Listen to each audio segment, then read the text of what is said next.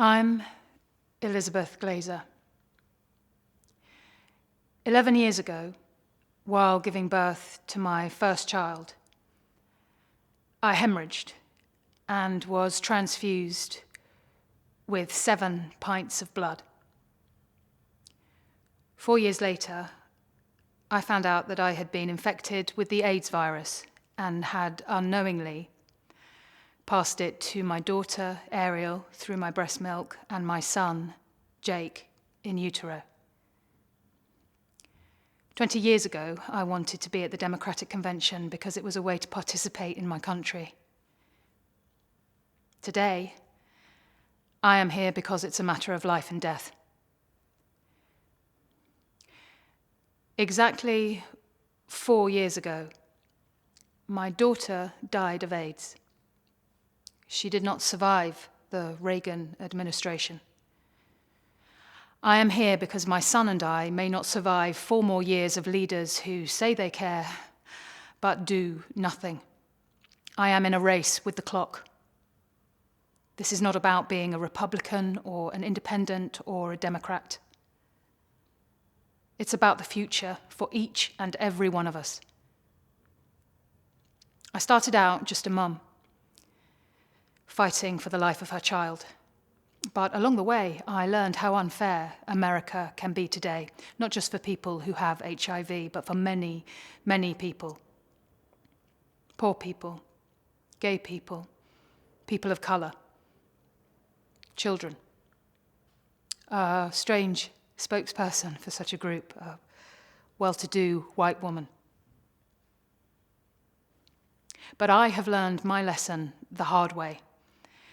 And I know that America has lost her path and is at risk of losing her soul.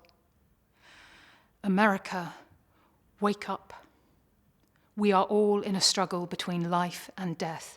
I understand the sense of frustration and despair in our country because I know firsthand about shouting for help and getting no answer. I went to Washington to tell Presidents Reagan and Bush that much, much more had to be done for AIDS research and care, and that children couldn't be forgotten. The first time, when nothing happened, I thought they just didn't hear me. The second time, when nothing happened, I thought maybe I didn't shout loud enough. But now I realize they don't hear because they don't want to listen.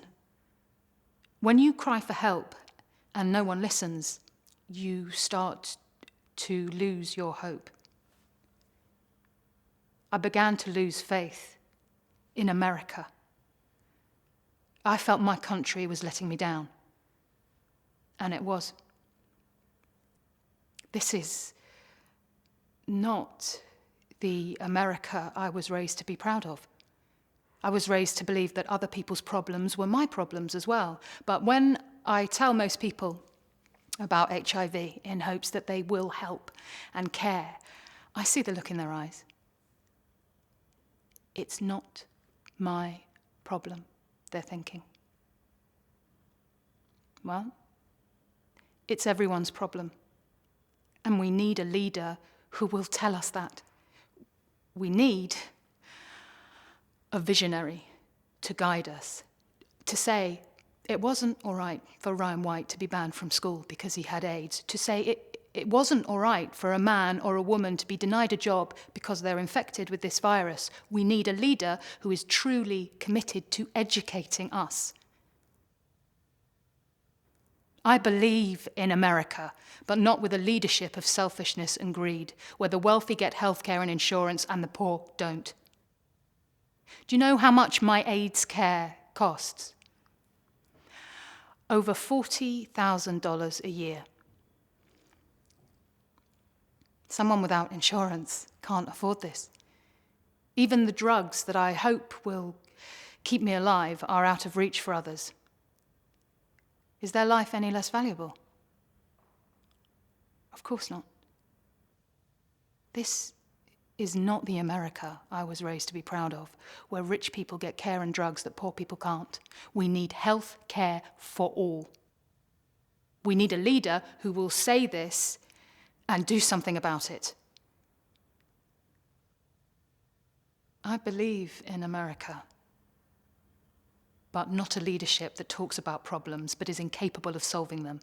2 HIV Commission reports with recommendations about what to do to solve this crisis, sitting on shelves, gathering dust. We need a leader who will not only listen to these recommendations, but implement them. I believe in America,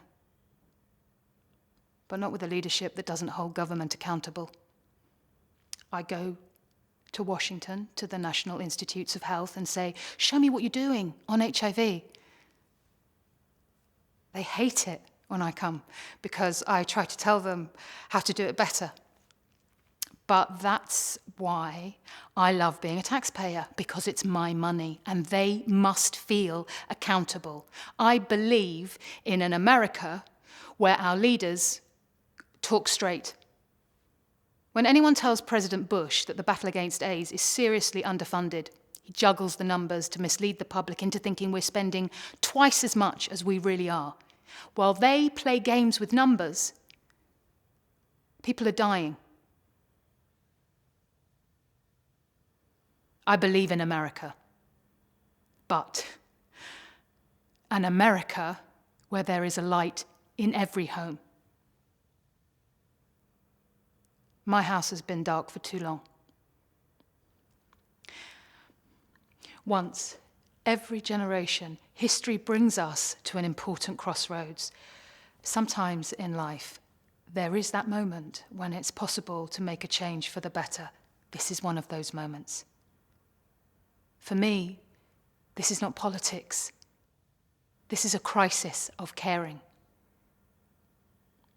This is the future. Women, men of all colours saying, take America back. We are just real people wanting a more hopeful life. But words and ideas are not enough. Good thoughts won't save my family. What's the point of caring if we don't do something about it? A president and a Congress that can work together so we can get out of this gridlock and move ahead, because I don't win my war if the president cares and the Congress doesn't, or if the Congress cares and the president doesn't support the ideas. All of us can begin to deliver that partnership.